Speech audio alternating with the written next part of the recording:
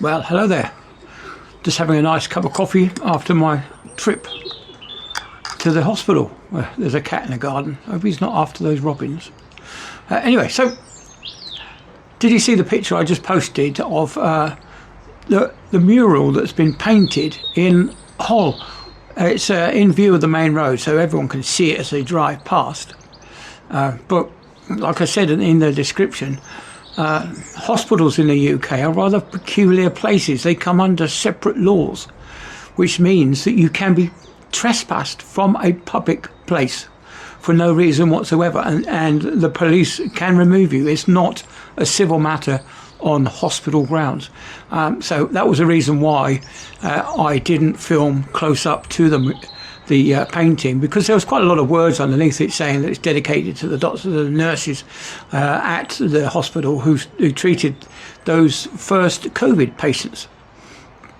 Anyway, the surgeon that I saw today, he actually looked inside my eyeballs and said that he couldn't see anything wrong. Apparently there's a mole in my left eye, he said, but that wouldn't have caused the wiggly worms that I was getting in my eyeball. Not floaters. I know what floaters are. I've had many a floater in my 60 years almost. So it wasn't a floater. It was a wiggly worm that started off right in the centre, then it started to get bigger and bigger and bigger until it went to the peripheral of my vision and then disappeared completely. So I don't know what that was about. Anyway, he looked inside my eyeball and couldn't find anything.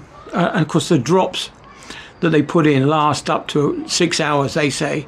But my eyes are beginning to go back to normal now, and it's getting on for 4 hours now since they put the drops in. So yeah, but what happens is your pupils go really big. They dilate so that they're as large as they can possibly be, so that you can look inside. And of course they shine lots of bright lights, and of course the sunlight, even on a dull day like today, it really hurts your eyes. So I'm going to pop a couple of paracetamol with my coffee, and we'll see what happens. See if I can get over this headache that's suddenly occurred after having my eyes done. Anyway, I did a bit of shopping, got some milk and bread and stuff for the rest of the week. So that'll keep Sarah happy, won't it? So what else has been happening? I'm absolutely staggered at the growth of my little tiny YouTube channel, and it is much appreciated. And of course, it'll do my channel a world of good. It gets me out there, get me seen. I know I haven't really done a lot at the moment because the weather's been so bad, and when the weather has been nice, there's been no guarantee that when I get to a location to take pictures of ducks or go cycling or whatever, the weather's going to be good in a few hours' time. As much the case like yesterday when it was forecast for rain. It rained in the morning, I think, and then we had lovely sunshine, and then more rain in the afternoon. So yeah, it's a bit hit and miss at the moment in April.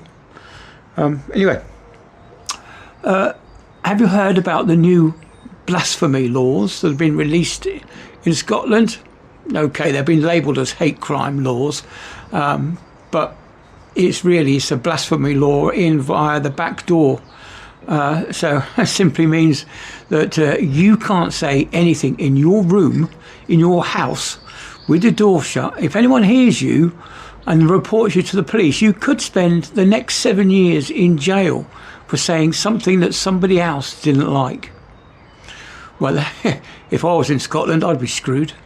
Yeah, I tell you now. What else has happened in the UK? It's just getting ridiculous now. If you carry a British flag, you're going to be arrested. I tell you now, and this is one of the reasons why I want to get a tattoo of a British flag on my shoulder, not to provoke people, but to prove that I can have a British flag in Britain for no other reason. Anyway, I'm going to phone up a few of the tattoo parlours this afternoon and see if I can get a quote, see how much it will cost me to get a tiny little tattoo of a British flag somewhere on my body. Anyway, Oh, the robins have come back. Obviously, the birds were scared off by that cat that came into the bottom of the garden. That was one thing about having the dog. The dog would chase off all the cats, and of course he would leave the little tiny birds alone. He didn't like pigeons either. He'd chase the pigeons off, but they're humongous. But the little tiny birds, he didn't bother with those. But I suppose you thought that they were cats with wings. I suppose some of them are really big here. But anyway, so what's the time? It's coming up. It's coming up for 5.5 minutes. So that's my Wednesday blog, and I'll catch you all in the next one. See you then. Bye then.